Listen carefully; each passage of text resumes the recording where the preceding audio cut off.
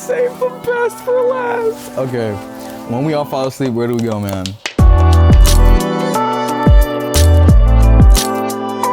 Hello everybody, my name is David, aka d4vd, and I'm here at Rough Trade East with NME, and today we're gonna go record shopping. What we got over here? David Bowie, Tom Waits, kind of goated. Ooh, love this Nirvana album right here, Something in the Way, Smells Like Teen Spirit. This was a great album too, by the Beatles. There's a lot of great music in here. Chet Baker Sings.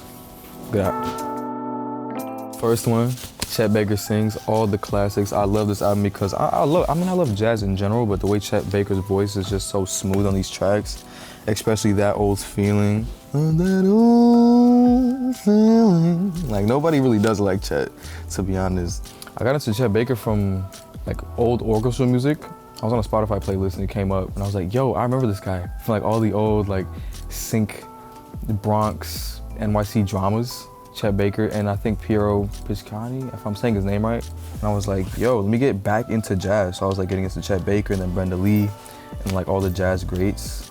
I just really gravitated to this because of just how his voice sounded on them. So I take very much inspiration from Chet for a lot of tracks that I do personally. So it's just a very instrumental part of my music journey. I think the album is special just because of the way it's put together. It feels like a story almost. So this is like the epitome of what jazz is.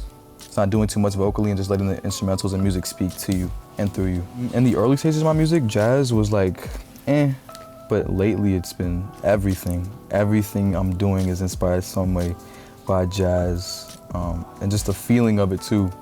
I feel like it's loud silence because the words they're saying are very melancholy and like mellow, but the lyrics and everything is very loud and prevalent. Ooh. Must have.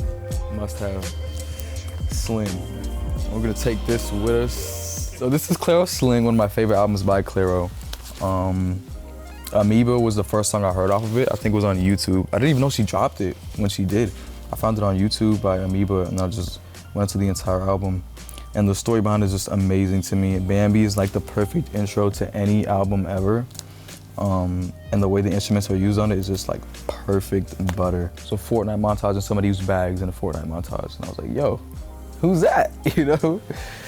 So I instantly just went to our discography and discovered all of her great music and I gravitated to Bags and Alewife and all those other songs. And then she dropped this.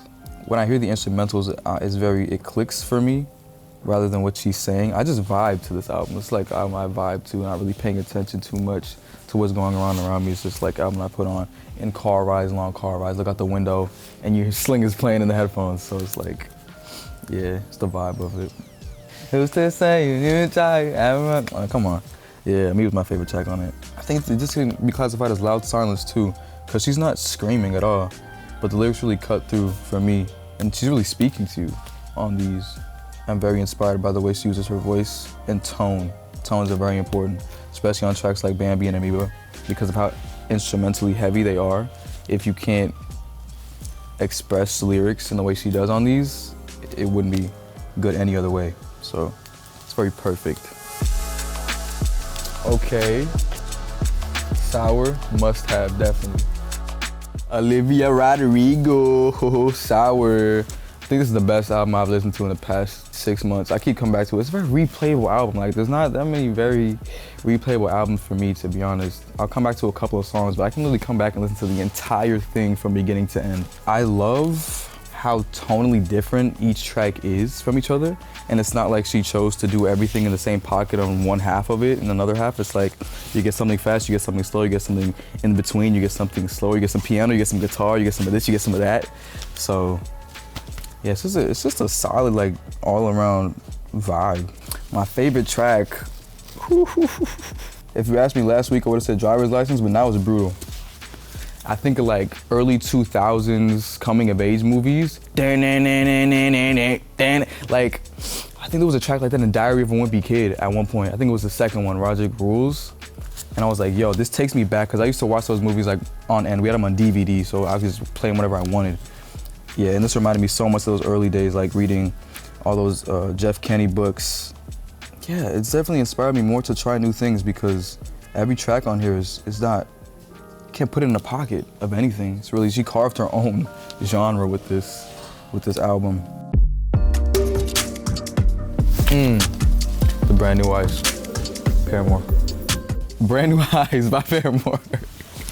I love this album. I mean, All I Wanted was the first song I heard off of it, and I loved it so much because the first song I heard by Paramore was Decode, and this has like all the vibes of Decode in one. So it's like a solid project from Paramore. And what Haley did vocally on this album, what the band did instrumentally on this album. If you want to scream, you pick up this album. If you want to sing in the shower, you pick up this album. If you want to sing on the toilet, you pick up this album. Yeah, it's so fire. When I'm looking for inspiration on like the angry side of things, I was going to Paramore for sure because they know how to extrapolate just like screaming but not sounding angry. So it's like a contrast of emotions. So she sounds angry, but it's talking about something cool, and then she'll talk about something cool and sound angry. So yeah. Yeah, I feel like them going through these stages of music and being able to pull from pop, rock, everything like that, and then bring them together sometimes. Sometimes you hear a mixture of both on one track, which is cool because you can't really define Paramore, to be honest. So I love that about them.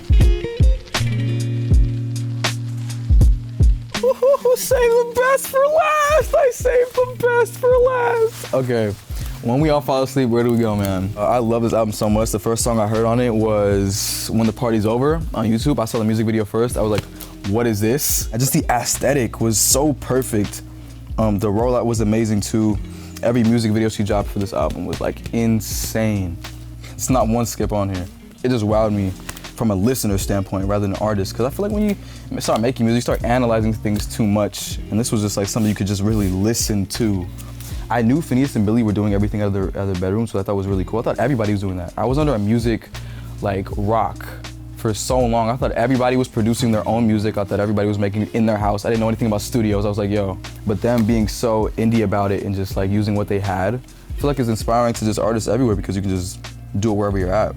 I love seeing artists completely change lanes because it just shows that people love exploring and doing new things. I feel like as an artist, you can't really just box yourself into one specific pocket.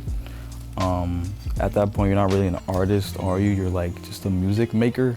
Being able to switch it up at any given moment in time and have it still be good is hard to do because people hate change sometimes, and it's like, it's scary at that too because you don't know what people are gonna think about it or expect. So thank you guys so much for joining me today. Record shopping with NME. I've been d4vd, aka David, and yeah, we got 5 records. Let's go buy them.